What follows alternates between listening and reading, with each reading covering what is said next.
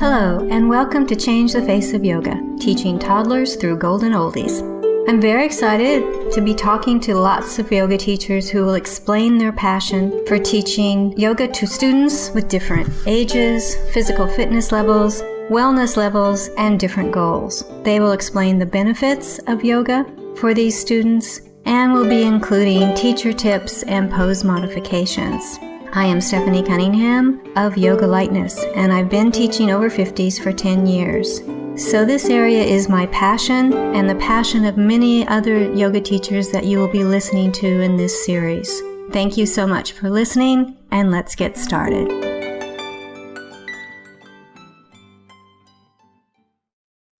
This is episode 41 of Changing the Face of Yoga.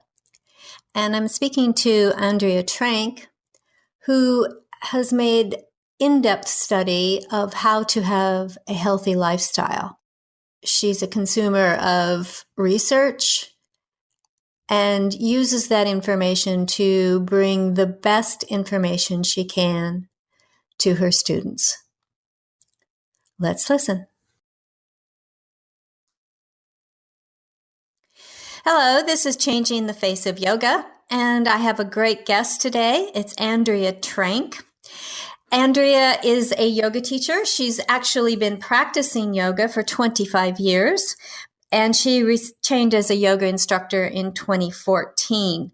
However, she has a very varied background. She has been a teacher. She's been a professor, all in science. She's a diabetes educator, an environmental activist. She was a TV news reporter and a public relations consultant, but her passion is health. And that's what we're going to talk about today, yoga and health, and how we can provide healthy interventions through yoga. Welcome, Andrea. I'm so glad that you agreed to come on the podcast. And is there anything else you'd like to add to that introduction? Stephanie, you've done a great job. The only other thing I would say is I'm a mother of 3 sons, and I was one of 10 children growing up. Wow. I've been kind of enmeshed with many personalities and family interesting issues my whole life, and I think that has partially made me who I am today also. So mother does have Alzheimer's, and she is my hero and my guiding light and my inspiration for all the healthy things that I do today. I wish she had known what I know today, but I don't think anybody knew about these current diseases 40 years ago. And now we are learning at an exponential rate about the effects of lifestyle on disease and how we can prevent disease through yoga and other lifestyle factors. Great. Let's just take off from there. And I found some quotes on your website that I really wanted to explore. And you said in all of your classes, you explore different healing themes. And the quote is, "I believe yoga should be healing." What does that look like in a class when you're exploring healing themes? Well, for one thing is we don't have a silent class. If I have students who are looking uncomfortable or who need assistance, I run my class more like you might see a traditional classroom. So I'm moving around and quietly and gently saying, something doesn't look right, or because I'm noticing too. And that's my teaching background. I was a school teacher, and most of what you learn about what's going on with the students is done through observation because they won't tell you. They don't tell you anything, but their faces tell you their discomfort, the way they're participating or not participating tells you. So when I teach a yoga class, it is interactive. And so the people who stay with me are not people who want just to zen out by themselves. I do give them zen out time. I definitely do. But there's always instruction involved because I want them to go home and be able to do the things that I'm explaining because they were with me once a week, So if they only get this when they're with me and then they go home and they forget everything and they don't know how to incorporate some of these things into their daily routine, then I'm not a teacher, and I am first and foremost a teacher. And it's my job to teach them to do the exploration that they need to do in order to be their healthiest self. And the only way toward health is connecting with what's going on inside you. So we spend a lot of time saying, how does that feel? Where do you notice it? And I'll ask them that question and hopefully they'll point to the spot where they notice it. And if they're not noticing it, is there something we can do to help you notice or feel in your body? So it is always an inquiry and an exploration. The only time if I see something completely unsafe, I will say, hey, folks, that's unsafe because your one hip's going one way and your other hip's going the other way. And I'm not sure your body's supposed to do that. And I usually do, but it's an interactive exploration. And then we always have time at the end where I say, okay, you've done the work. Let's go ahead and consolidate your practice with a lot of quiet time. And that's what we try to do at the end. So they can actually, hopefully their body is getting the messages of everything that we did during the class. And now it's somehow being imprinted in their cells and in their muscle memory and in their minds. That's my hope. I liked what you had to say about your classes. I thought that's a very interesting way to think about it. I've had that experience where you say, well, where do you feel it? And they say, I don't feel it at all. And I've always kind of wondered what to do about that. I'll take your advice and go with it. Mm-hmm. The other thing I really liked in your website is this quote: I come prepared with a lesson plan that is based on current research in the best practices of yoga as a healing practice. Now, you said that you were a science teacher and that you were also a professor in the science area. So you have training experience of how to look at a scientific research paper and decide whether it's helpful to you. How do you make that decision about whether you're going to change or add or delete something from your classes based on this kind of research? That's a great question. I think what I try to do is I participate in many online groups that are pretty advanced. I am just RYT Yoga 200, and yet I am actively reading everything in the yoga therapist group, even though I'm not a yoga therapist by training. I would need 800 additional hours. I feel like I need to understand what the yoga therapists are doing. So whenever there is a topic or conversation or they're linking to an article, I make sure I listen, I write about it, I read it, I participate in the discussions, because I feel like in any field of teaching, we have to know 100 times more than what we're actually sharing. We really have to understand what we're doing before we share information and share practices. Excellent. I love that. We have to have 100 times the information that we're sharing, more than we're sharing. That's just great. Your passion is health.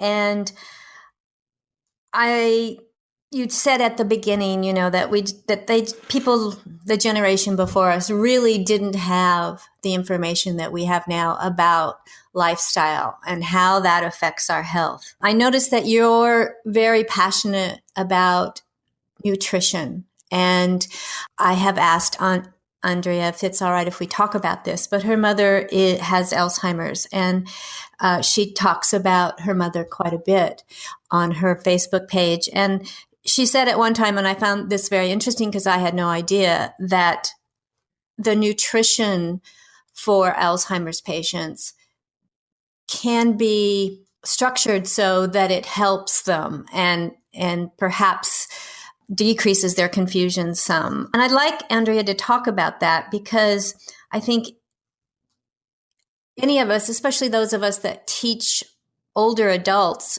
may have students with Alzheimer's. And I had a student with Alzheimer's, and she was just a delightful person. But I could see the symptoms of the condition in her yoga practice. And so if I'd known about this, I think I probably would have talked to her carers that often came with her to class, which were her grandchildren, which were lovely people also. But I would really like to just talk about this nutrition and yoga for people with Alzheimer's. Do you teach people with Alzheimer's? Do you teach yoga to them, or are you more invested in the nutritional aspects? Well, I'm not teaching people with Alzheimer's, because by the time they have full-blown Alzheimer's, sometimes it might be too late to stop it. So this is a lifestyle medicine that really should be incorporated into the lives of people who have parents with Alzheimer's, and they're nervous and afraid that is what the fate that they're going to face. And that's really what got me involved in this. Is I knew my mother was too far gone, although I have fought with the nursing home to stop giving them so much sugar. What the research on Alzheimer's is that Alzheimer's is being considered a form of diabetes. And they're even calling it diabetes 3. It's diabetes of the brain. And what diabetes is your body's inability to make insulin in the proper way. It's the blood sugar in your body is creating havoc with your hormones, and you're not able to convert the insulin into energy in the way it's supposed to. And in the brain, what they believe is happening, one of the theories is you're starving your brain of energy if you continue to get most of your energy from carbohydrates and sugars. That they're actually suggesting that people who are eating a diet for brain health completely replace the carbs and the sugars with healthy fats. And so that would favor a paleo diet, even a ketogenic diet.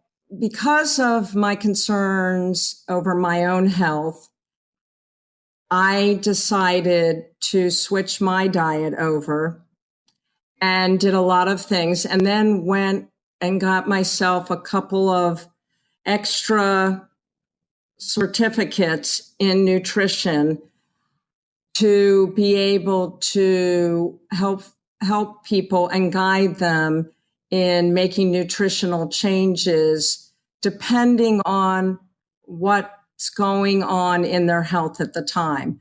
So the diet I'm on might not be the right diet if heart disease is your big concern. You might go with a vegetarian diet. There's so many individualized eating plans. But really, again, what I'm doing with my yoga students is saying yoga is one of a variety of tools you can do to be your healthiest, most vibrant self. You do have to incorporate the other tools. It's not going to be enough just to practice yoga.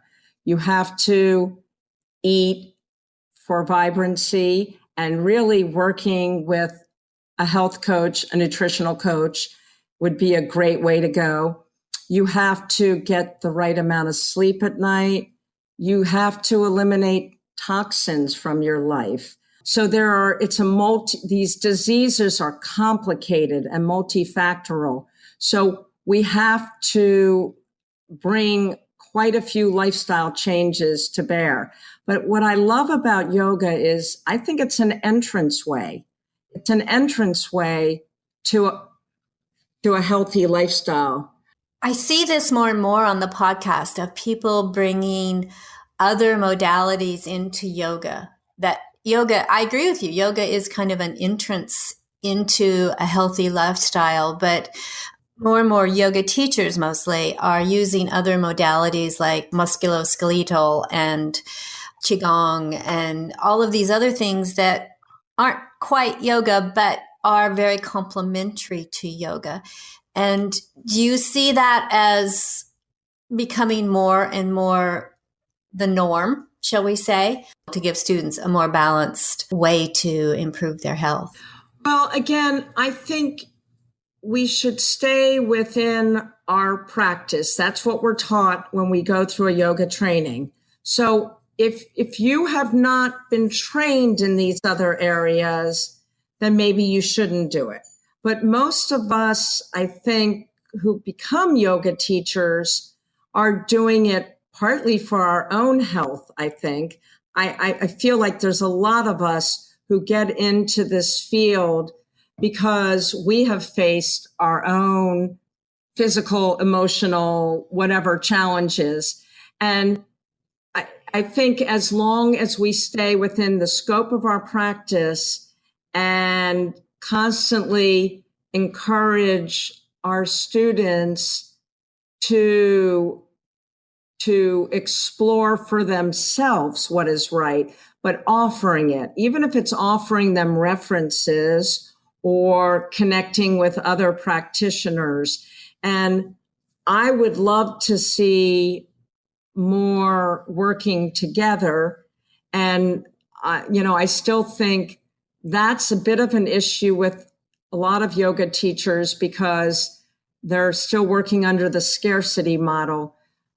Face it, most yoga teachers are barely eking out a living. I luckily am not the primary income in my family. My husband is. So I'm able to pursue this and I'm able to share with anybody. I charge $10 a person for a class. I'm not charging a lot, but if you're a person who's a single parent and trying to eke out a living as a yoga teacher, you might not be as interested in collaborating and working together. And so I think, I hate to bring up something political, but I think something has to change in the yoga world where teachers get paid well. And it's like the school teachers, they don't get paid. This is not just yoga teachers. It's anybody who's in the teaching field. And I've lived it my whole life. So nobody gets into this to be wealthy. But I think we need to be paid as professionals so that we can keep adding to our training so that we can offer all these extra wonderful services to people who end up really trusting us for a lot more than just, they come to our class and we become very important people in their lives. So if we say, maybe try eating this, they might listen to us. I think that's a great point, that we become important people in their lives. And I never thought of it that way before, but I do have some students like that who really depend on my knowledge to help them with their chronic conditions. And so when you become that person, you have a big responsibility, don't you, to at least be very credible in what you say. And I appreciate that insight a lot, Andrea. That's very, very good.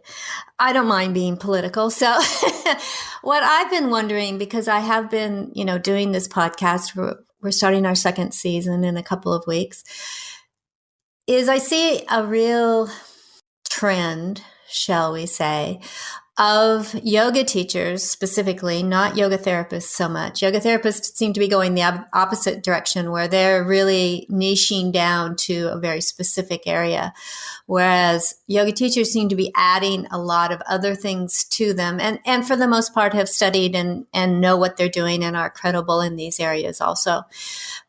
But I'm wondering if it's because of the teacher training, because I wonder how much 200 hours really prepares you to go out and teach yoga. And does it provide, you and I, because my undergraduate degree was also in science, know that there's a structure and a formal way of looking at things in each kind of discipline.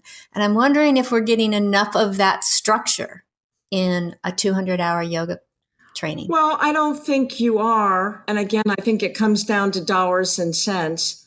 For me, I invested, after I did my 200 hours, I signed up for Leslie Kaminoff, Yoga Anatomy Principles. Here I was already a former science teacher and felt like I needed an additional 72 hours of anatomy training under the, Krishnachara style, Vinaya Yoga. I still felt like I needed more. So then I joined Yoga International and took every digital and online course in every methodology. But I think because I knew that where I was going to focus in on were people my age or older primarily. I'm 59 years old. And that I really don't think most 59-year-olds should be taking a yoga class from a 21-year-old. And I don't mean any criticism, but there's no way a 21-year-old has the same body that a 59-year-old does. And I think that's where we have some problems, where 200 hours would be perfectly fine for your average 21-year-old to teach other 21-year-olds. But I think when you're starting to deal with special populations, people that have injuries and other issues, I do think you don't have to be a therapist, but I do think the advanced understanding, the advanced age, the walking the walk, not just talking the talk. There was this great popular yoga teacher where I taught at, and he would tell me, oh, I got so drunk last night. And I'm thinking, that bothered me, but I'm as a teacher, I'm a model. But again, I'm an older teacher. I have an awful lot of life experience. That's important to me. Another 21-year-old, he's probably thinking, this is the coolest thing ever. We can drink beer, So, and we're fine. And we're still loving each other and doing a lot of other things. So I don't know what the answer is, Stephanie. I don't know if we can solve it through a training. I think we need to solve it within our own ethics and practice. And hopefully our students pick us because they feel comfortable with our knowledge. And really, if there's nothing going on in your body wrong and you're just wanting to have a beautiful, loving Zen experience, a 200-hour regular yoga teacher who has the heart of a yogi is a beautiful place to be. And explain to me what your concept is of a heart of a yogi. Well, a heart of a yogi, I kind of believe in the sutras, and I studied those. I had a really good training in yoga school, and the yamas and the niyamas are important, and really understanding the sutras are a lot about just being spiritual, seeking, not actually looking at any yoga teacher as a demigod either. Yes. Yes, I agree with that. I am not your spiritual leader. I am hopefully opening up your eyes so that you can go ahead and do your own exploration. And so I think that's the heart of a yogi. It's being kind. I walk the walk. I don't walk by somebody laying on the ground and just ignore them ever. I mean, my heart is always there. If I see somebody in need, I'm going to help them. If I have a very strong sense of being helpful in this world in some way. And so I think I've got the heart of a yogi. I think you do too. I think that's really marvelous. I would like to finish this podcast with an invitation to you. Is there anything else that you would like the listeners to know that we haven't covered or we'd like to explore a bit more? Please do so. Well, I think, yoga is a practice, but it's a practice for life. And it's a practice, everything we do on the mat should help us somewhere else in our life, whether that be emotionally, physically, mentally, whether we're learning how to breathe, which is so important, whether we're learning how to move our body in a safer way that allows us to get in and out of our car more safely, whether we're learning how to nourish our mind, body, and soul, whether we're learning how to connect with our planet and connect with each other's. So that's, everything we do on the yoga mat, I'm hoping will translate and have real practical applications for people in their lives. To me, that's the greatest part about yoga and what I try to instill within my students all the time.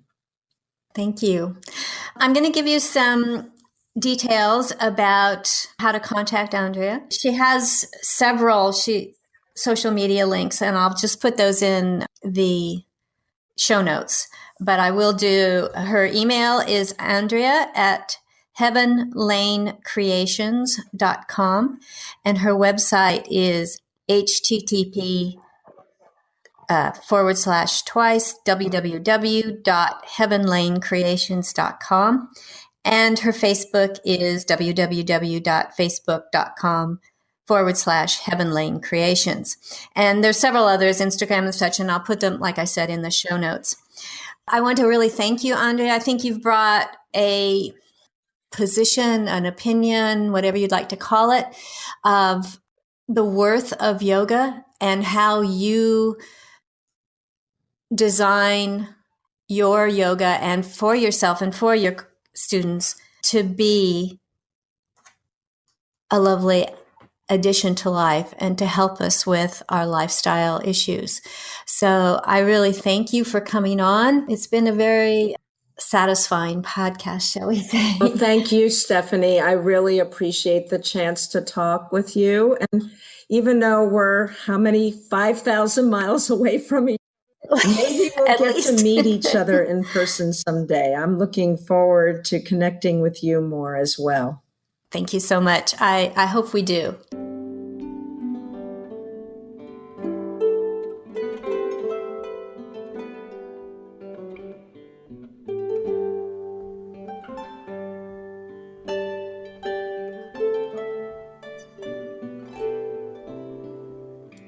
Thank you for that wonderful interview.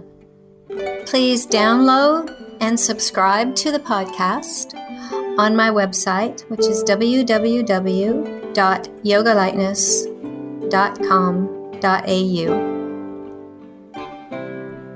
To give a review of the podcast, you can go to iTunes, and the address is bit.ly/CTFOY, all in caps.